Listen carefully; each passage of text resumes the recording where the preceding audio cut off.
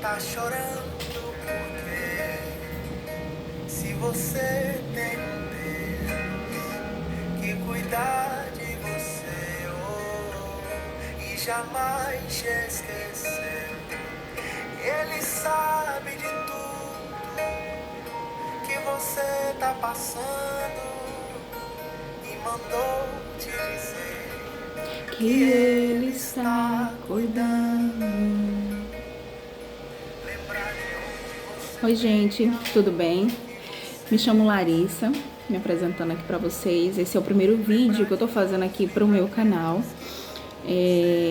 Eu sou bacharel em Direito, fui aprovada recentemente no 33º Exame de Ordem. E hoje esse vídeo, além de uma apresentação, é também para contar um pouco a minha trajetória, a minha jornada, né, na busca da aprovação pelo Exame de Ordem. E antes de começar contando para vocês a minha experiência, como foi que aconteceu, o que eu passei, as reprovações, porque sim, eu não passei de primeira na OAB. Eu sei que existem muitas pessoas e muitos vídeos, se você for procurar aí no YouTube, que falam exatamente isso, passei de primeira, como foi que eu passei de primeira, estudando 2 meses, 3 meses, e essa não é a minha realidade, né? Não foi a minha realidade. Embora eu tenha alcançado a aprovação, esse resultado final, mas para me chegar até ele não foram 2 meses, não foi 1 mês estudando, foram muitos anos que eu me preparei, né, para poder chegar a esse resultado. E eu vou contar para vocês alguns detalhes como foi, né? E antes disso eu queria só compartilhar com vocês uma palavra que foi algo que me sustentou e que me em toda essa caminhada, em toda essa jornada, e que eu sempre trazia à memória, lembrando dela, como algo que me deu esperança realmente para mim alcançar esse resultado. No livro de Jeremias, capítulo 29, versículo 11, diz assim: Eu é que sei os pensamentos que tenho a respeito de vocês, diz o Senhor, são pensamentos de paz e não de mal, para dar-lhes um futuro e uma esperança. Então vocês me invocarão, se aproximarão de mim em oração, e eu os ouvirei. Vocês me buscarão e me acharão quando me buscarem de todo o coração.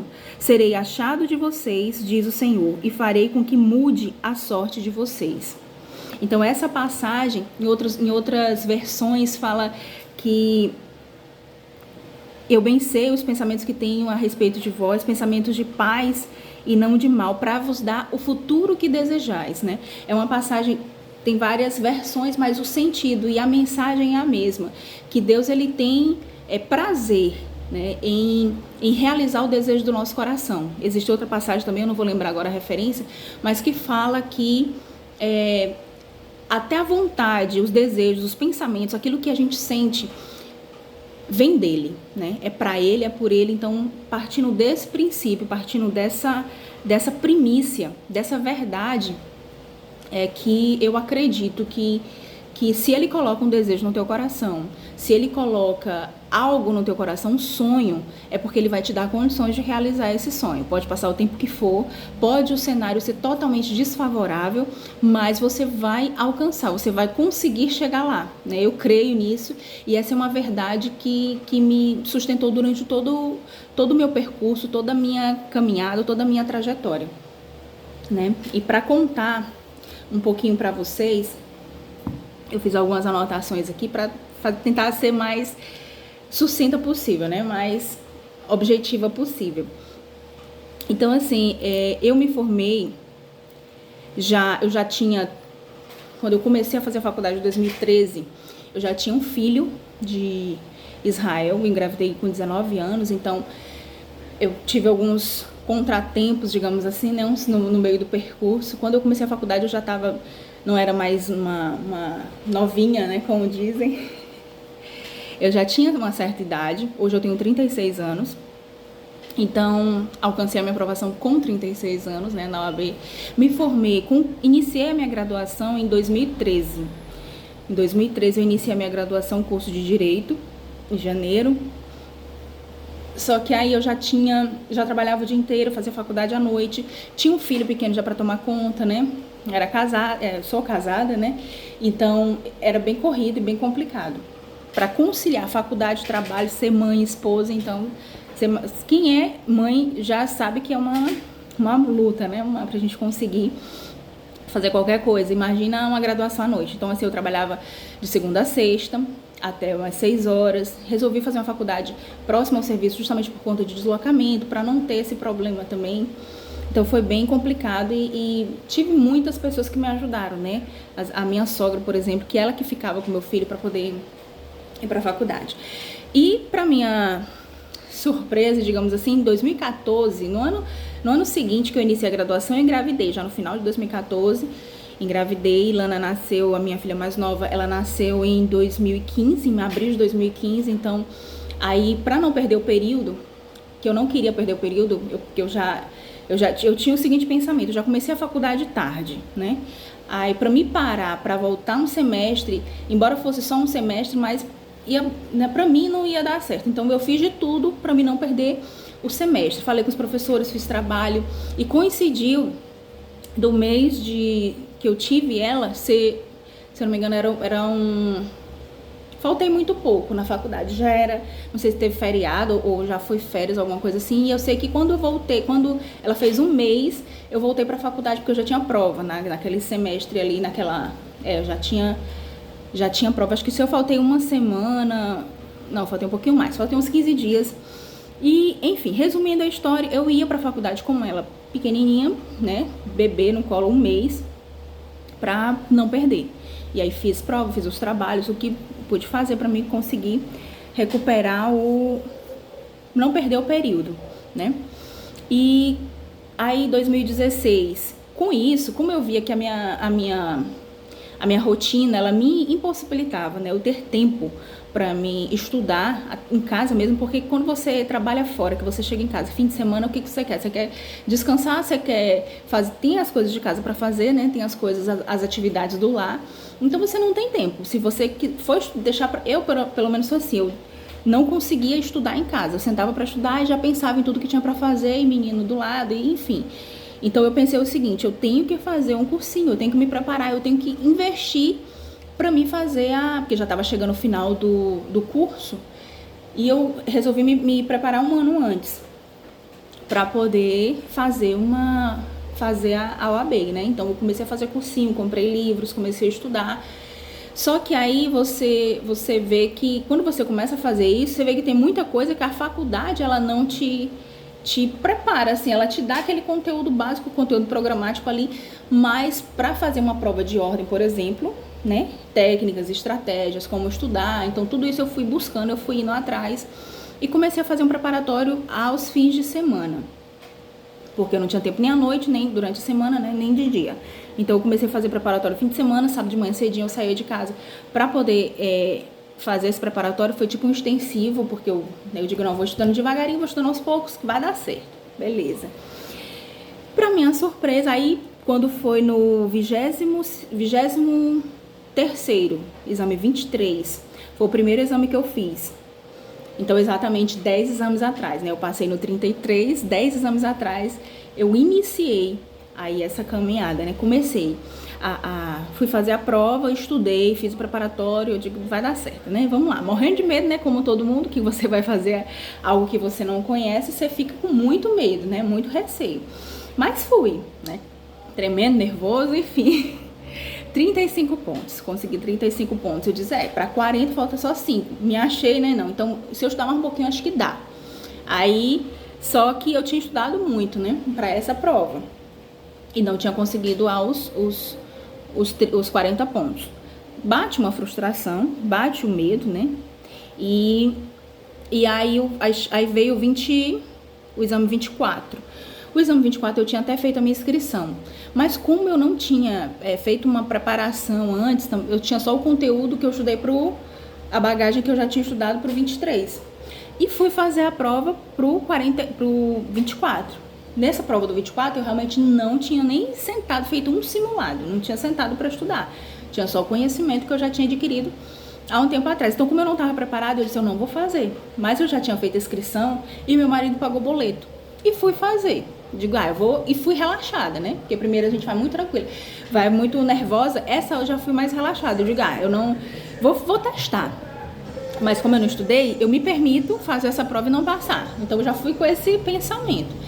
Fui, respondi o que eu sabia, aí vem a importância da estratégia, né? E eu já tinha ouvido um professor falar isso. Respondi o que eu sabia, e as que eu não sabia, eu fiz aquele famoso chute técnico, né? Pra quem não sabe, o chute técnico é você responder o que você sabe e depois você contabilizar quantas alternativas, quantas questões deram a letra A, quantas a B, quantas a C, e você chutar naquela que deu o menor número, né? O menor índice de que você marcou lá, que você entende que era certo. Então, eu fiz essa estratégia, chutei numa letra lá, não lembro qual foi a letra, eu sei que eu chutei uma letra e todas as outras que eu não sabia, nem pra onde ia, eu chutei nessa letra. Porque assim, o que é o chute técnico? Ele entende que se você tem uma prova de 80 questões, e o gabarito for proporcional, porque via de regra é proporcional, ou às vezes a FGV, ela tem essa tendência, digamos assim, a ser um gabarito proporcional. Então, se são 80, no mínimo 20 vezes vai dar cada letra, né? 20, 40, 50, 60, 70, 80. Então, vai dar no mínimo 20 vezes cada letra. A, B, C e D. Então, são só 4. Então, via de regra é isso. Se você pegar os gabaritos de todas as provas, você vai ver que às vezes é proporcional 20, 20, 20. Ou às vezes tem uma letra que dá 24, 22 e outra menor. Então, aí vai muito de sorte também. Então, com isso, eu fiz essa técnica e sabe quando você vai fazer a prova, você sabe que não tinha a menor condição de passar, mas você ainda tem um fio de esperança? Acho que todo mundo é assim, né? Vai fazer uma prova mesmo que não você tem consciência de que você não estudou, não estava preparado para aquela prova, mas no fundo, você acha que pode ser, né? E assim eu fui corrigir essa prova do 24. Para minha surpresa, eu fiz 44 pontos, né? E digo, aí deu aquela esperança de novo. Eu digo, não, agora eu vou estudar para a segunda fase, eu vou passar, me dedicar e tal. E aí já comecei empolgado, comprando livro, comprando VAD, comprando doutrina e fazendo aquele negócio, me matriculando em cursinho. A minha segunda fase sempre foi direito tributário. Então, aí você pergunta, mas por que tributário? Não tinha outra coisa mais melhorzinha não para fazer? Tributário porque eu entendi. E aí eu aprendi a gostar, eu conheci, na verdade, e aprendi a gostar de direito tributário com o professor Pedro Barreto, né? E depois conheci também a professora Maria Cristina, que foi ela também que me ajudou nessa minha segunda fase, na última, né? Então, me ajudei também com o professor Alexandre Maza. Nessa primeira vez que eu passei, eu fiz com o professor Alexandre Maza. Então, são professores que me ajudaram, né, ao longo da caminhada, mas Pedro Barreto foi o treinador, assim, foi ele que me apresentou a matéria e fez eu me encantar realmente por direito tributário. E ele me convenceu realmente de que é uma disciplina fácil, porque se torna difícil quando você não conhece. Tudo que é novo, pode prestar atenção, tudo que é novo, que você não conhece, você acha difícil, né? Você acha que é impossível de aprender. Então, tem muita gente que nunca nem estudou a matéria, nunca se permitiu estudar e já tem aversão. E se você realmente se propor, se dispor, né, a estudar, a conhecer, você vai ver que não tem dificuldade, não tem. É uma matéria, de todas as disciplinas, é a que tem o menor conteúdo programático, né? E não é só pelo número de peças também, né? Porque são peças, eu posso falar de tributário porque eu estudei, mas as outras eu não estudei, mas assim, de tributário, fica claro, quando você lê o enunciado, dificilmente você vai para uma peça que não tem nada a ver, né? Porque sempre no enunciado ele vai te dizer, ele vai te orientar, né? O que é, e aí você vai ter no mínimo 2 opções, e aí você já vai descartando, né? Enfim, eu sou suspeita para falar, mas enfim, foi assim que eu conheci direito tributário e sempre, como eu já estava estudando e já tinha uma certa base, eu nunca mudei, não quis mudar, aliás, quis mudar para comecei com administrativo, depois eu desencantei de administrativo, quis mudar para constitucional, porque todo mundo diz que é mais fácil, é a que mais aprova, e realmente os números mostram isso, mas eu me sentia mais segura em tributário e por isso eu continuei com tributário, né? E graças a Deus deu certo, né? Então, voltando aqui pro 24. No 24 eu passei na primeira fase, aí fui fazer a segunda fase. como eu estava trabalhando, e aí eu precisava me dedicar, eu ia tirar só 15 dias de férias na época, eu falei com a minha gerente, entendeu a situação, ela me permitiu tirar um mês inteiro de férias, né, os 30 dias, para me poder estudar. E com isso, mas mesmo assim não deu certo, né, e com isso eu só fiz 4,15, é no mínimo 6, na primeira fase você tem que tirar, de 80 você tem que tirar 40, e na segunda fase vale 10, né? A peça vale 5 e as questões valem 5. Cada questão, são 4 questões, cada questão tem letra A, B e C. Então, na prática são 8, né? 8 questões que valem 5 pontos, que tem a letra A e a letra B de cada questão. Então, com isso, eu, mesmo tendo feito todo o esforço, tendo feito cursinho, não estudei, não tive realmente tempo, porque o cursinho, ele te dá muita informação, porque tu vai ter que ver todo o direito material e todas as peças, né? Mas eu fiz o meu melhor. Enfim, a maior parte das peças eu vi, a maior parte do curso eu fiz, mas mesmo assim eu não consegui os 6 pontos que estava precisando. E fui para repescagem, digo, tá tranquilo, fiquei triste, porque a gente espera, né, que seja logo, que a gente se livre logo de imediato, mas fui para repescagem. A repescagem, aí eu já não podia mais tirar férias, então eu tive que conciliar. Eu tive que conciliar os meus estudos, né, o meu trabalho com os meus estudos, e com família e tudo, então ficou bem puxado, mas fui. E aí eu fiz 4,75 já na repescagem da segunda fase. Então, mais uma vez não deu, mesmo entrando com recurso, eu entrei com recurso, mas mesmo assim não deu certo. Aí, isso foi no 25º, né, que eu fiz só a segunda fase.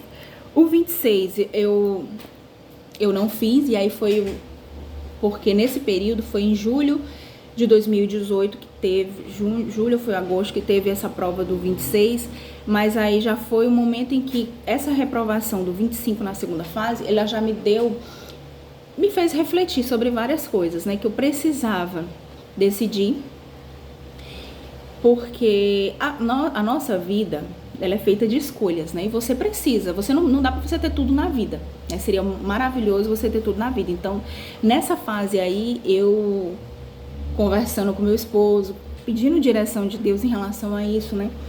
Eu comecei a pesar algumas coisas e ver que pra mim valia mais a pena abrir mão do meu trabalho de 10 anos, eu já estava há mais de 10 anos entre terceirizada nessa empresa, né, que é lá no Maranhão, mudar de trabalho, mudar de cidade, e foi algo assim que Deus ele colocou no nosso coração e que para muitas pessoas poderia não, pareceu, né, nossa, que loucura, tu vai largar tudo, vai largar teu emprego, né, uma certa estabilidade, porque a gente tinha acabado também de adquirir nossa casa própria.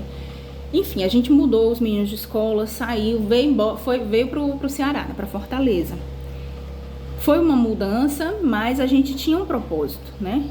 Deus ele tinha colocado algo no nosso coração e a gente sabia que, não sabia o que ia acontecer, mas sabia que ia dar certo, né? Porque ele estava no controle de tudo. Então, eu pedi demissão, meu esposo também, ele estava trabalhando, mas já estava naquele período de experiência, tinha saído do emprego dele também há algum tempo, e estava trabalhando numa outra empresa, ia fazer os 3 meses, e o rapaz lá, o gerente lá, o responsável, queria assinar a carteira, e não era algo que ele se sentia à vontade, enfim, não víamos expectativa e perspectiva de crescimento. Então, coincidiu, né? Então vamos, né? Se o momento é agora, vamos lá. Então, não foi fácil? Claro que não é, porque nunca é, né? Nunca é fácil você tomar uma decisão e você abrir mão de coisas, você perder, porque para você alcançar se você traça uma meta, um objetivo, e para você chegar lá, você vai ter que abrir mão de muitas coisas, você vai ter que renunciar. É assim na prova da OAB, é assim na vida, é assim qualquer coisa que a gente queira fazer, né? Se você quer aprovação, você tem que abdicar de tempo, você tem que ter tempo para estudar, você tem que ter tempo, né? Criar tempo para você estudar, para você fazer simulado, para você se preparar e investir naquilo, né? para alcançar. Então, nós víamos e nós acreditávamos realmente que era uma direção de Deus para nossas vidas, e assim a gente fez. Mas nem tudo sai como a gente planeja, né? Porque na minha cabeça era o seguinte: eu vou abrir mão aqui, vou para lá, vou ter mais tempo para estudar, vou ter mais tempo para ficar com os meus filhos também, e vai dar certo. O próximo que eu fizer eu vou passar. E não foi assim, né? Aí eu fiz aqui, chegando já em Fortaleza, eu fiz o 27, o 28, o 29, o 30, o 31, o 32, e no 33 foi que eu consegui a aprovação. Aí você pergunta: mas você não estava estudando? Você tinha todo o tempo do mundo para estudar? Você não estava estudando? Estava, e muito. Principalmente no 29, no 28 e 29, que eu fiz um curso, um curso intensivo de metas de leitura, metas de leitura da lei seca, de doutrina e questões, enfim. O que eu quero dizer com isso? Não é o fato de você estudar muito, e não é o fato de você ter muito tempo para estudar que vai garantir a sua aprovação. Por quê? Porque essa prova, principalmente essa prova, concurso público de modo geral, mas a prova do exame de ordem, ela já traz um peso, porque você já sai da faculdade com aquele peso de alcançar a aprovação. Eu tenho que passar, porque senão tu não consegue exercer tua profissão, senão tu não consegue trabalhar. Então já tem aquele peso ali, tem o peso da família, né? A cobrança, porque todo mundo te vê estudando e torce por você e quer a sua aprovação. E tem também o psicológico. A gente se cobra muito. No meu caso, a cobrança era minha mesmo, né? Era minha por conta da idade, por conta do tempo, por tudo que eu abri mão. Então, existia sim essa cobrança, mas da minha parte, né? Então, enfim, no 29, só para vocês terem uma ideia aqui, no 27 eu fiz 33 pontos, no 28, 35, no 29, 39. Então, 39, tirar 39, acho que é pior do que você tirar uma nota muito baixa, é você tirar uma nota que faltava um ponto ali para você alcançar a aprovação. E nesse exame especificamente tinham várias questões, como todos, na maioria dos exames da OAB, existem várias questões passíveis de anulação, que há recurso, você entra com recurso, tem toda aquela mobilização ali, mas eles simplesmente não... Alguns eles cancelam, eles anulam, eles retificam o gabarito, outros não. E aí você morre ali na praia, né? 39 pontos, aí nesses 39 faz você pensar realmente, né, o que tá acontecendo. Mas enfim, e com isso chegou o 33, no 33º exame. E aí você vai vendo o que você pode melhorar, como que você pode... mas será que é só falta de conteúdo? Não é. Às vezes a gente tem a bagagem, a gente tem o conhecimento. Na hora que você vai para a prova, você lê a resposta correta, né? E isso é algo que a maioria dos professores de curso, eles falam muito isso. Você viu que veio na hora que você leu, você acha que aquela alternativa é correta, marca, não pensa muito. Por quê? Porque a prova ela é feita para te induzir ao erro. Então, quanto mais você lê, quanto mais você pensar, você vai ser induzido a marcar a resposta errada. Então, marque sempre a resposta correta, né? E isso já aconteceu comigo várias vezes, e depois eu fui vendo na prática mesmo, conferindo se eu tivesse marcado aquela que eu pensava que de primeira que era correta, eu tinha alcançado a aprovação muito antes. Então, confie, né? O que fica de lição aí é: confie no seu conhecimento. Se você estudou, você sabe, você tem consciência de que você estudou, você sabe a resposta certa. Por mais que estejam ali pegadinhas para te tirar do foco, você sabe realmente que... Então é isso, confie no seu potencial, confie no que você estudou, confie em você, né? Porque você é sim capaz, você consegue sim, você sabe. Não acredite nos pensamentos negativos, nos pensamentos que vêm dizendo que você não vai conseguir, que isso não é pra você, que você não estudou o suficiente. A gente nunca vai achar que a gente fez o suficiente. Sempre a gente vai achar que poderia ter feito um pouco mais, né? E essa é a maior prova de que você fez, de que você estudou, de que você se preparou para isso. Então, O que eu aprendi com tudo isso foi exatamente isso. As circunstâncias, a cada reprovação era uma dor, era um sofrimento, era uma frustração, né? Até porque as pessoas viam aquele movimento, você estudando, e eu evitava falar a maioria das vezes. Tanto que a última prova, só quem sabia que eu ia fazer era meu esposo, né? Nem meus pais, a gente mora na mesma casa praticamente. É porque ela é dividida, então meus pais moram atrás, a gente mora aqui mais na frente. Mas eles viam todo o movimento, né? Mas essa última prova eu fiz questão de não falar, né? Coloquei diante de Deus, não vou falar, falei só pro meu marido e pedi para que ele não comentasse com ninguém. Então a gente estava orando, pedindo oração, mas a gente não falava. Tanto que quando veio a aprovação da primeira fase, dá aquela vontade de sair gritando pro mundo, né? Eu digo, não, mas vou esperar a segunda fase para poder confirmar e para poder dar tudo certo. Porque da primeira vez que eu passei, eu saí falando para todo mundo, botei no grupo da família e todo mundo, né? Porque a vontade é essa mesmo. Mas aí quando não vem a segunda aprovação da segunda fase, a gente fica realmente frustrado e dá um certo, né? É traumatizante realmente, né? Então, o que a gente precisa entender também é que tudo tem o seu tempo. E existe o tempo do amadurecimento do conteúdo jurídico, do raciocínio jurídico, é algo que é construído, como tudo na vida, né? A gente vai construindo o raciocínio, vai construindo aquela forma e entendendo como a forma como a banca ela pensa, como ela cobra as disciplinas. E questão, gente, as últimas... A última prova que eu fiz, eu estudei muito por questão. Como eu já tinha uma base, através de que eu comecei os meus estudos com videoaulas, né? Com videoaulas, fazia questões, mas eram poucas. As minhas revisões eram deficitárias realmente no primeiro momento, então isso eu fui aprimorando. Então eu fui estudando por questão, eu fui lendo lei seca, eu fui revisando. A gente negligencia muito a revisão, mas ela é muito importante.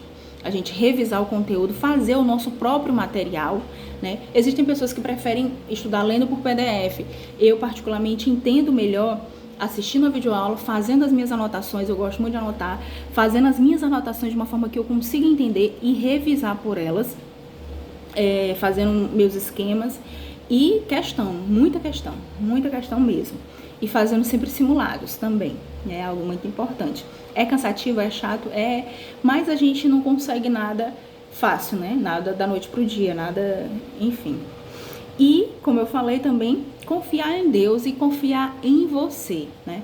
Não adianta você só confiar em Deus e não acreditar que Ele te capacita e que Ele vai fazer tu alcançar e tu chegar ao teu objetivo, né? Ao teu sonho, aquilo que Ele colocou no teu coração. Então, esse vídeo, além de apresentar o canal, me apresentar, eu pretendo fazer os próximos vídeos, contando do meu início, como está sendo, né, nesse momento. Hoje é dia 17 de fevereiro de 2022 que eu tô gravando esse vídeo para colocar no canal.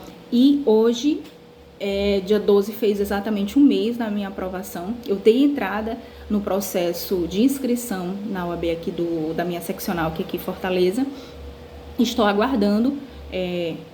que tem todo um trâmite, né? Eu não sabia, para mim a surpresa são 12 fases, né? Senão você já passa por 2 fases para poder alcançar a aprovação. E para a inscrição também tem todo um processo, porque não é porque você passou no exame de ordem que você já é advogado, né? Então, a gente aprende isso em ética, né? Quando a gente estuda. Então, precisa desse tempo, né? Para fazer a inscrição. Eles publicam o edital, eu já passei da fase do edital, então eu tô aguardando realmente liberar a inscrição aí para mim poder me declarar realmente oficialmente advogada. Então, os próximos vídeos eu espero já ter passado dessa fase, né, dessas 12 fases e poder apresentar para vocês aqui já conteúdos, dicas e um pouco da minha, e compartilhar também um pouco da minha experiência enquanto nova advogada, enquanto no início de carreira, como tá sendo, porque depois eu posso fazer um outro vídeo que está um pouquinho longo, eu posso fazer outro vídeo contando a minha história, né? Como foi, por que eu comecei a fazer uma graduação já com a idade mais avançada e porque para mim, já só o fato de fazer a faculdade já é uma superação, né? Passar na UAB, então, era algo que não me via realmente fazendo o curso de Direito, não é algo que eu sonhava desde de pequenininha a respeito, embora brincava com isso, né? Mas enfim, depois eu conto pra vocês melhor. E é isso, gente. Espero que vocês tenham gostado e eu espero que esse vídeo ele possa te ajudar e te impulsionar a alcançar o seu sonho, a alcançar o seu objetivo. Se não é uma aprovação da OAB, que seja um outro sonho, que seja uma graduação, que seja uma outra profissão, mas que seja uma família, né? Um casamento, enfim. Mas que o objetivo, assim, desse vídeo não é só compartilhar a experiência da OAB, mas sim o que Deus fez e como Ele fez, porque a gente precisa entender que o tempo de Deus é diferente do nosso, né?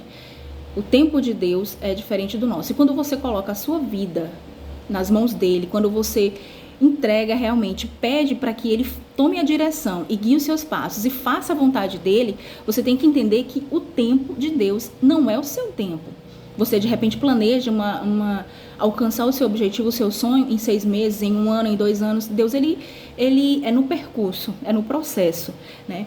E aí você me pergunta, mas por que você demorou tanto para passar? Foram 9 exames para você passar no exame de ordem, para você alcançar a sua aprovação? Será que Deus ele não estava ouvindo a sua oração? Pelo contrário, muito pelo contrário. Deus ele conhece o nosso futuro, ele enxerga lá na frente e ele sabe do que você precisa para que no momento que você receber aquilo que você tanto deseja, você possa fazer um bom uso, possa de fato ser uma bênção e não uma maldição na sua vida. Então ele vai no percurso, ele vai te preparando, ele vai te capacitando, ele vai te dando resiliência, ele vai te dando aquilo que está faltando, para quando você chegar lá, você chegar realmente pronta, você chegar realmente preparada, você chegar realmente disposta, né? E a tornar aquilo uma bênção na sua vida. E aquilo venha a ser um referencial de Deus para outras pessoas. Porque, saiba, Deus ele não vai te dar algo só para o teu ego, só para você. Ele não vai só te dar algo para que você retenha aquilo.